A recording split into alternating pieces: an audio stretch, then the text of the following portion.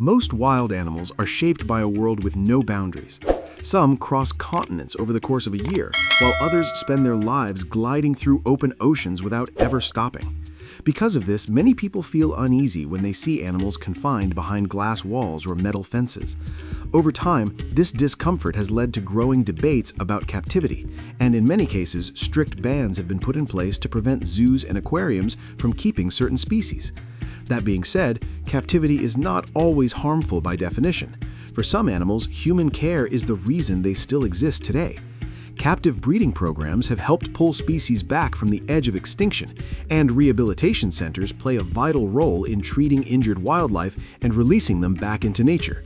However, even with the best intentions and modern technology, there are limits to what humans can recreate. Some animals are so specialized, so dependent on their natural environment, that captivity becomes impossible no matter how large the enclosure or how skilled the caretakers. Today, we're going to explore several animals that humans have attempted to keep in captivity, only to discover that it simply does not work. These cases reveal how deeply adapted these species are to their environments, and why some animals must remain wild for their own survival. To begin, we'll travel into the open ocean to look at one of the most powerful predators ever to exist. The great white shark is an icon of the sea. Feared, respected, and endlessly fascinating, it is a predator capable of hunting animals as large as elephant seals. Its strength, speed, and senses place it near the very top of the marine food chain. Only one animal consistently dominates it, the orca. While attacks on humans are rare, when they do happen, they are often severe, contributing to the shark's fearsome reputation. Because great whites live far from shore and constantly roam the ocean, most people will never see one in the wild. That mystery has led several aquariums to attempt the impossible, keeping a great white shark on display. On the surface, this may seem reasonable. After all, many shark species thrive in captivity, including some remarkably large ones. But the great white is different. Unlike most fish, a great white shark cannot simply float or rest. To breathe, water must pass continuously over its gills, which means it must keep moving at all times. In the open ocean, this is effortless. In captivity, even the largest tanks force the shark into constant turns, which leads to stress, disorientation, and physical injury. Great whites also migrate enormous distances, traveling across entire ocean basins in search of food. This instinct does not disappear in captivity. Confined to a limited space, the shark becomes restless, refuses to feed, or injures itself by colliding with tank walls. Many have starved despite having access to food. While a few juvenile great whites have survived short periods in captivity, none have lasted long-term without serious issues. Even when aquariums succeeded in keeping one alive for several months, the stress was evident. Today, most experts agree that holding great white sharks offers no conservation benefit and serves only as an attraction. These animals belong in the open ocean, not behind glass. Moving from the sea to the mountains, we encounter another species that refuses to adapt to captivity. Humans have kept gorillas in zoos for over a century, yet one type has always resisted these efforts. Mountain gorillas, unlike their lowland relatives, have never survived long in captivity. Despite numerous attempts in the past, none have lived healthy lives outside their natural habitat. Mountain gorillas inhabit quiet, mist-covered forests at high elevations. Their world is calm, structured, and predictable. They live in close family groups, feeding on a highly specialized diet of leaves, stems, and plants unique to their environment. In the mid-20th century, several attempts were made to capture young mountain gorillas in hopes of establishing captive breeding populations. These efforts were devastating. Adults were often killed during capture, and the infants rarely survived for long afterward. Scientists believe multiple factors contribute to this failure. Their diet is extremely difficult to replicate, but stress may play an even larger role. The noise, confinement, and unfamiliar environment of captivity appear overwhelming to animals that evolved in peaceful isolation. Because mountain gorillas are critically endangered, and because past attempts caused so much harm, modern conservation efforts focus entirely on protecting them in the wild. For this species, captivity has proven to be incompatible with life. When it comes to size alone, few animals pose a greater challenge than whales. While dolphins and smaller whales can survive in controlled environments, the largest species on Earth are simply too massive and too complex to house. Blue whales, the largest animals to ever live, have never been kept in captivity and likely never will be. Their sheer size makes it impossible. However, there is one large whale species that has briefly been held under human care: the gray whale. In the 1960s and 1970s, researchers captured juvenile gray whales for scientific study. One of the earliest attempts involved a young whale that survived only a few months before dying from complications related to capture stress. Later efforts saw slightly more success, with one juvenile surviving for a year before being released. Decades later, another young gray whale stranded on the coast and was taken in for rehabilitation. She lived in human care for over a year before being released once she grew too large for the facilities. At the time, she was the largest marine mammal ever kept in captivity. Gray whales present unique challenges. Unlike many other whales, they feed by diving to the ocean floor and scooping up sediment, filtering out small crustaceans. Replicating this behavior in captivity is nearly impossible.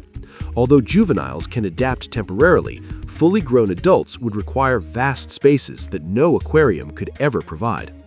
While gray whales are relatively social and more tolerant of human presence than some other whale species, captivity still fails to meet their needs.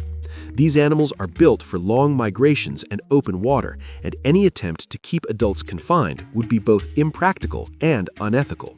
Next, we turn to an animal many people associate with zoos, yet one particular species tells a very different story. Lemurs are found in zoos around the world, and for some species, captivity plays an important role in their survival. Madagascar, their only natural home, is one of the most biodiverse places on Earth, but also one of the most threatened. Habitat destruction has pushed many lemur species towards extinction, making captive breeding essential. However, not all lemurs adapt well to captivity. One of the largest species, known for its haunting calls that echo across the forest, has proven nearly impossible to keep alive outside its natural environment.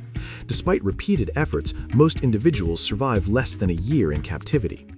In the wild, these lemurs live in small family groups and move through the forest canopy with incredible agility, leaping from tree to tree at great heights. They travel long distances to find specific plants that make up their diet. Recreating this combination of space, diet, and social structure outside Madagascar has proven nearly impossible. Although some populations have thrived in semi-wild reserves within their native range, traditional zoo environments have consistently failed them. For this species, captivity does more harm than good, and conservation efforts now focus on protecting their natural habitat rather than removing them from it. From tropical forests, we return to icy waters to examine one of the ocean's most unsettling predators. Leopard seals are powerful, intelligent, and unpredictable animals found primarily in Antarctic waters. With their long bodies, massive jaws, and piercing eyes, they are among the top predators of the Southern Ocean. Despite their fearsome reputation, very few people will ever see one in the wild. Occasionally, injured leopard seals are rescued and brought into human care. In rare cases, these animals have survived for years under such conditions, usually because they were unable to return to the wild. However, keeping them in captivity presents serious ethical and safety concerns. Leopard seals are highly intelligent and have complex dietary needs that change as they age. Juveniles primarily feed on small prey like krill, while adults hunt penguins, fish, and even other seals. Recreating this natural hunting behavior in captivity is nearly impossible. Their intelligence also works against captivity. Like orcas, they are highly aware of their surroundings and can become stressed and aggressive in confined environments. In the wild, they have few natural predators and exhibit bold, sometimes dangerous behavior. Tragically, they are one of the few seal species linked to fatal human attacks. Because of the risks involved, and because captivity offers no clear benefit, leopard seals are rarely kept in zoos or aquariums. These solitary hunters are best left in the cold waters they evolved to dominate. Another Arctic species presents an even more tragic history with captivity. Narwhals are among the most recognizable whales in the world, instantly identified by the long tusk projecting from their heads. This tusk is not just for display, it is packed with nerve endings that allow the animal to sense changes in water temperature, pressure, and chemistry. Despite their close relationship with beluga whales, which adapt relatively well to captivity, narwhals have consistently failed to survive under human care. In the late 1960s, attempts were made to keep young narwhals in aquariums. These attempts ended quickly and tragically, with the animals dying within weeks. In another attempt, several narwhals were captured and transported to an aquarium far from the Arctic. At first, public excitement was high, as few people had ever seen these animals up close. But within months, every narwhal had died.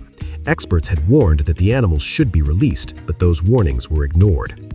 Narwhals are extremely sensitive to changes in their environment. The warmer water, increased noise, and confined spaces of aquariums cause immense stress. In the wild, they live in close-knit family groups and rely on the pristine conditions of Arctic waters. Captivity strips away everything they depend on. Today, there is a broad consensus that narwhals should never be held in captivity again. For this species, even short-term confinement can be fatal. Finally, we look at one of the largest reptiles alive today, an animal that seems resilient but struggles immensely in captivity.